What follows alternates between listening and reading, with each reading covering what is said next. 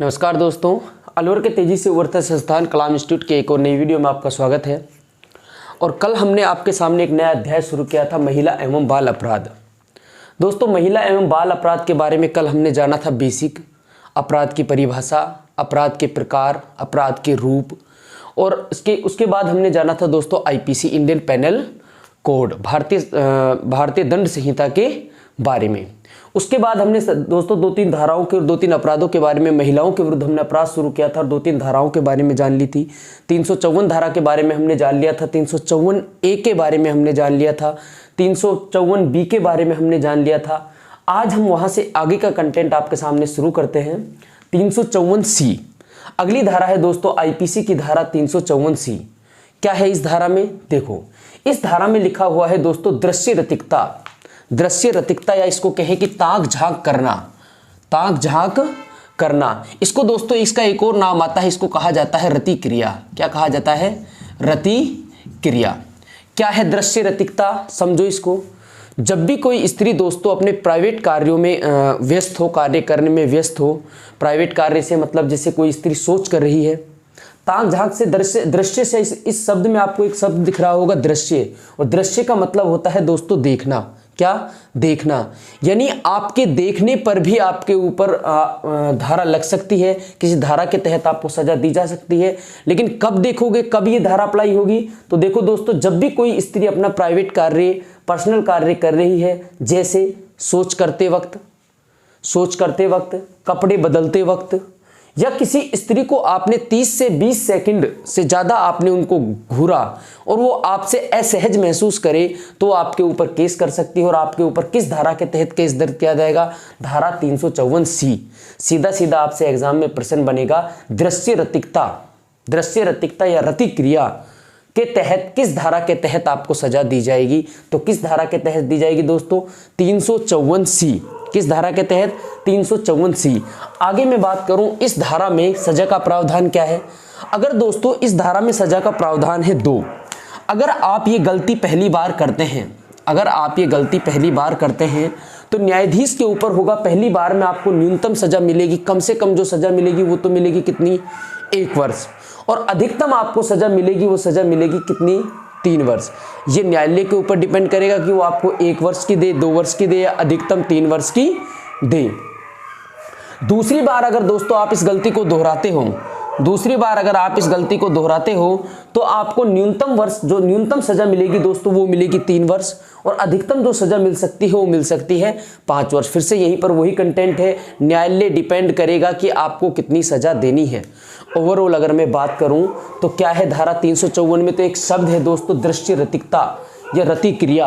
और दृश्य से समझ जाना, देखना, किस तरह से देखना?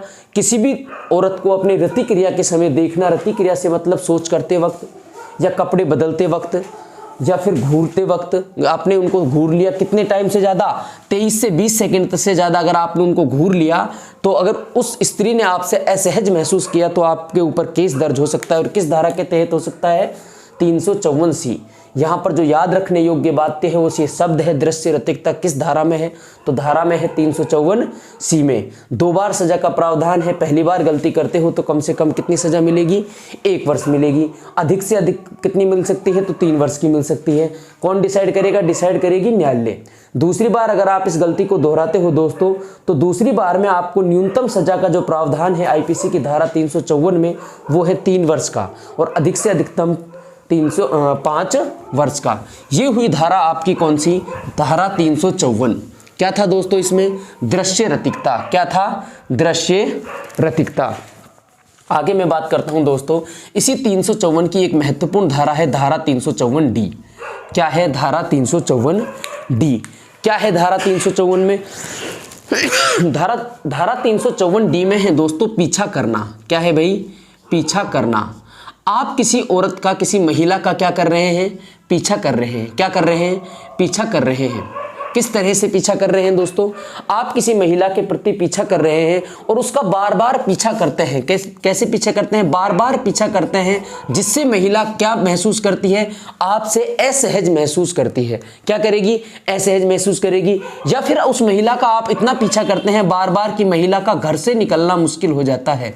क्या हो जाता है भाई? घर से निकलना मुश्किल हो जाता है, निकलना मुश्किल हो जाता है।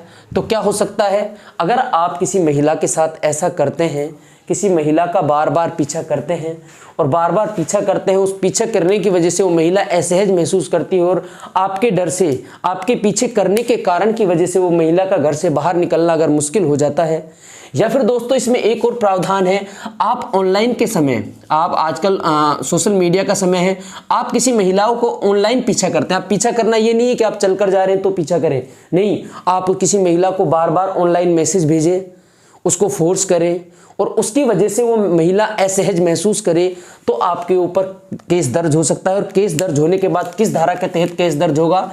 354D। और इस धारा के तहत केस दर्ज होगा तो दोस्तों आपको क्या मिलेगी? अगर आप ऐसा करते हैं तो आपको मिलेगी क्या? सजा।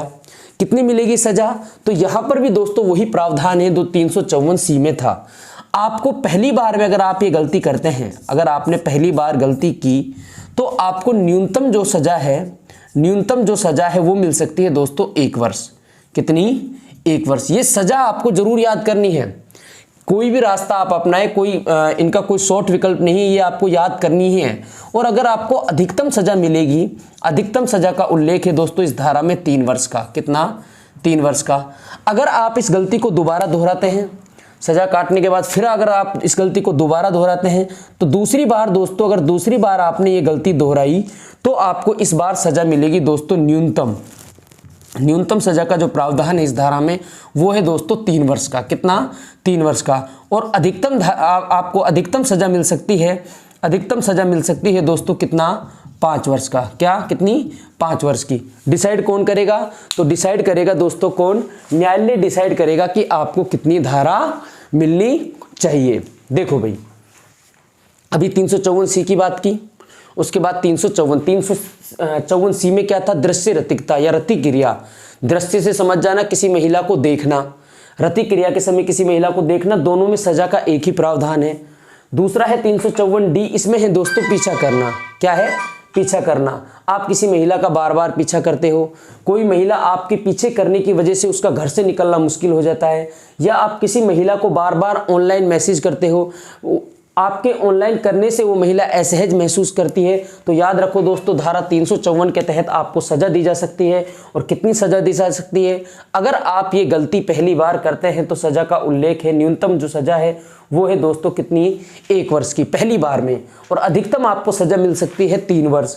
अगर दूसरी बार आप इस गलती को दोहराते हो तो दूसरी बार आपको सजा मिलेगी न्यूनतम 3 वर्ष और अधिकतम दोस्तों 5 वर्ष। ये हुई हमारी धारा 354। क्या हुई भाई? क्या था 354 में? ओवरऑल में अगर बात करूं तो 354 में था दोस्तों स्त्री की लज्जा भंग करना, 354A में था लैंगिक शोषण, 354B में था दोस्तों क्या? निवस्त्र करने का प्रयास, 354C में था दृश्य रतिकता और 354D में था दोस्तों क्या? किसी महिला का पीछा करना। अगली और महत्वपूर्ण धारा है दोस्तों धारा 509। धारा 509 क्या है भाई? धारा 509 में, इस धारा 509 में दोस्तों लिखा हुआ है कि अगर किसी महिला की शालीनता को या उसकी गरिमा को ठेस पहुंचती है तो दोस्तों ये कानून की नज़र में क्या है? अपराध है। क्या है? 2 शब्द हैं, शब्दों पर गौर करें। अगर किसी महिला की, किसी स्त्री को शालीनता को या उसकी गरिमा को, क्या होती है शालीनता को या उसकी गरिमा को क्या पहुंचे? ठेस पहुंचे। क्या पहुंचे दोस्तों? ठेस अगर पहुंचती है तो आप पर कौन सी धारा लग सकती है दोस्तों? आप पर धारा लग सकती है धारा 309। जैसे आप किसी महिला को क्या करो? गलत क्या करो? इशारे करो। कैसे पहुंचेगी गरिमा को ठेस? किसी महिला को आप क्या करो भाई? गलत क्या करो? गलत इशारे करो। क्या करो? इशारे करो। या फिर कोई महिला या उसकी और किसी कारणों की वजह से उस महिला को ऐसा महसूस हो, उसके मान सम्मान को ठेस पहुंचे, तो क्या होगा दोस्तों? दूसरा क्या है, आपने कोई ऐसा शब्द बोल दिया जिससे उस स्त्री के क्या पहुंची, मान सम्मान को क्या पहुंची, मान सम्मान को ठेस पहुंची, मान सम्मान को ठेस पहुंची, तो आप पर कौन सी धारा लग सकती है दोस्तों? धारा 509। कौन सी लग सकती है? धारा 509। अगर आप पर धारा लगेगी तो आपको क्या मिलेगी? आपको मिलेगी सजा। और दोस्तों सजा का जो प्रावधान है, अगर आप ऐसा कार्य करते हैं कि आपकी वजह से किसी महिला की शालीनता और गरिमा को ठेस पहुंचे, तो आप पर धारा लगेगी 309, 509, और उस 509 धारा के तहत आपको सजा होगी दोस्तों। कितने वर्ष का कारावास होगा आपको? 3 वर्ष के कारावास का इस आईपीसी की धारा 309 में उल्लेख किया हुआ है। 354 के AB सेक्शन पढ़ने के बाद अगली धारा है 509। 2 शब्द आएंगे पेपर में, याद रख लेना, शालीनता और गरिमा। शालीनता और गरिमा, गलत इशारे करना या ठेस पहुंचना, मान सम्मान को ठेस पहुंचाना, ये सारा प्रावधान इसमें है। तो धारा कौन सी लगेगी? धारा लगेगी 509, और 500 लगी तो जेल कितनी? 3 वर्ष की सजा का प्रावधान धारा 309 में है।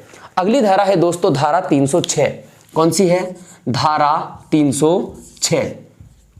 धारा 306 क्या है भाई? धारा 306 में, धारा 306 में है दोस्तों आत्महत्या। क्या है? आत्महत्या। आत्महत्या के लिए प्रेरित करना। आत्महत्या के लिए क्या है भाई? एक तो आत्महत्या है स्वयं। आत्महत्या देखो, अनुच्छेद संविधान के अनुच्छेद 21 के तहत जीवन जीने का क्या है? अधिकार है। क्या है भाई? मूल अधिकार है, मौलिक अधिकार है अनुच्छेद 21 के तहत जीवन जीने का। तो अगर आप आत्महत्या का प्रयास कर रहे हो तो वो कानून की नज़र में क्या है? जुर्म है। एक तो इसमें आत्महत्या है, और एक है दोस्तों आत्महत्या के लिए प्रेरित करना। आत्महत्या के लिए प्रेरित करना। आत्महत्या के लिए प्रेरित करना। अगर आपने आत्महत्या का प्रयास किया और आप जीवित बच गए, तो आपको तब भी क्या मिल सकती है? सजा मिल सकती है। दूसरी इस धारा के तहत क्या उल्लेख है? आत्महत्या के लिए क्या है दोस्तों? प्रेरित करना। अब प्रेरित करने में क्या हो जाएगा? किसी से ये बोलो कि तू मर जा, आत्महत्या कर ले। अरे क्या बोलना कि तू तो, तेरा जीना बेकार है, क्या हो जाएगा? आत्महत्या करना। किसी को आत्महत्या के लिए बोलना, ये भी क्या है? कानून की नज़र में जुर्म है। क्या है? जुर्म है। अगर आपने किसी को आत्महत्या के लिए क्या किया? आत्महत्या के लिए क्या करना? आत्महत्या के लिए दोस्तों मजबूर करना। आत्महत्या के लिए मजबूर करना भी क्या है दोस्तों? जुर्म है। किसी को ये बोलना, आपने अगर किसी को ये बोला कि तेरा जीना तो क्या है? तेरा जीना तो बेकार है। तेरा जीना तो बेकार है, और उसने ये बात दिल पर ले ली और उसने आत्महत्या कर दी, तो मुकदमा किस पर चलेगा? आप पर चलेगा। किस धारा के तहत चलेगा? तो दोस्तों धारा के तहत चलेगा, धारा 306 के तहत। और अगर ये कार्य हुआ, आपकी वजह से किसी ने आत्महत्या की, या फिर आपने किसी को आत्महत्या के लिए प्रेरित किया, और ये बात सिद्ध हो गई कि इस व्यक्ति ने आत्महत्या आपकी वजह से की है, तो आप पर कौन सी धारा लगेगी? आईपीसी की धारा 306 लगेगी। और धारा 306 में दोस्तों सजा का प्रावधान है। अगर धारा लगेगी तो बात क्या है? सजा तो मिलनी है। तो सजा मिलेगी दोस्तों, न्यूनतम आपको 7 वर्ष की सजा। न्यूनतम, अधिकतम, कम से कम सब यही है। कितने वर्ष का कठोर कारावास मिलेगा आपको? 7 वर्ष का कठोर कारावास मिलेगा। तो आगे से किसी को सोच समझ कर बोलना कि तेरा जीना बेकार है, तू आत्महत्या कर ले, तू जीवन पर बोझ है, तो ये सब चीज़ें आगे से आपको किसी को नहीं बोलनी है। यहाँ पर दोस्तों एक चीज़ और नोट करते चले आप, यहाँ पर नोट करते चले एक बिंदु। देखो, आत्महत्या को कानून की नज़र में जुर्म माना जाता है, और जुर्म इसलिए माना जाता है, अनुच्छेद, मौलिक अधिकारों में एक अनुच्छेद है दोस्तों, अनुच्छेद 21, आर्टिकल 21, और आर्टिकल 21 में संविधान का अनुच्छेद आर्टिकल 21 कहता है कि हर व्यक्ति को जीवन जीने का अधिकार है, और जीवन जीने का अधिकार है, जीवन मरने का अधिकार नहीं है। तो आत्महत्या का प्रयास करना भी कानून की नज़र में क्या है? जुर्म है। अगर आपने ऐसा किया तो धारा कौन सी लगेगी? 306। ओवरऑल में बात करूं तो 306 में क्या है? आत्महत्या है, और आत्महत्या के लिए प्रेरित करना। सीधा क्वेश्चन आएगा कि आत्महत्या और आत्महत्या के लिए प्रेरित करना किस धारा में है? तो किस धारा में है दोस्तों? धारा 306 में है। धारा 306 में है। आगे चलते हैं, आगे मैं आपको बात को बढ़ाऊं, आगे कौन सी धारा पढ़ेंगे। आगे है दोस्तों धारा 370। कौन सी है भाई? धारा 370 से पहले एक और धारा पढ़ो, धारा 366।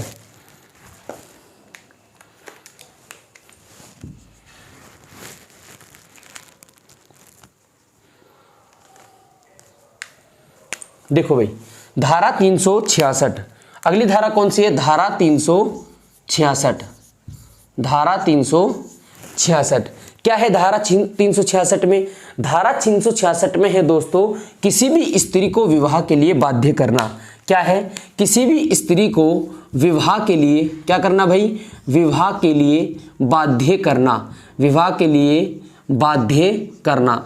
अब आप किसी भी स्त्री को विवाह के लिए बाध्य कैसे कैसे कर सकते हैं? सुनो, कैसे कर सकते हैं? किसी पर आप शादी का दबाव डालो तो वो क्या हो गया? विवाह के लिए बाध्य करना हो गया। किसी को आप किसी पर पहला क्या डालो? इसमें शादी का दबाव, शादी का दबाव। अगर आपने शादी के दबाव क्या डाला भाई? दबाव। अगर आपने शादी के उद्देश्य से, किस उद्देश्य से भाई? विवाह के शादी के उद्देश्य से किसी स्त्री का क्या कर लिया? अपहरण कर लिया। क्या कर लिया? अपहरण कर लिया। तो ये सब किस में आएगा? विवाह के लिए बाध्य करने में आएगा। और विवाह के लिए बाध्य करने के लिए तहत आपको कौन सी धारा लगेगी? धारा लगेगी दोस्तों 366। और धारा 366 में दोस्तों सजा का कितना है? तो सजा का उल्लेख है दोस्तों, अगर आपने ऐसा किया तो आपको सजा मिलेगी। और दोस्तों सजा मिलेगी कितनी? 10 वर्ष। तो ओवरऑल में बात करूं तो धारा 366 में क्या है? धारा 366 में है विवाह के लिए बाध्य करना या शादी का दबाव डालना। अगर आपने जबरदस्ती किसी से शादी की या शादी का दबाव डाला या शादी के उद्देश्य से उसका अपहरण किया तो आप पर धारा दर्ज होगी, धारा 366।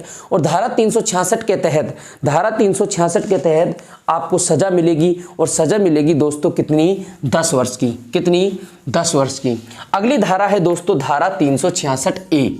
क्या है भाई? धारा 366 ए। किसी भी अप्राप्त वे से, क्या है? क्या कहती है धारा 366 ए?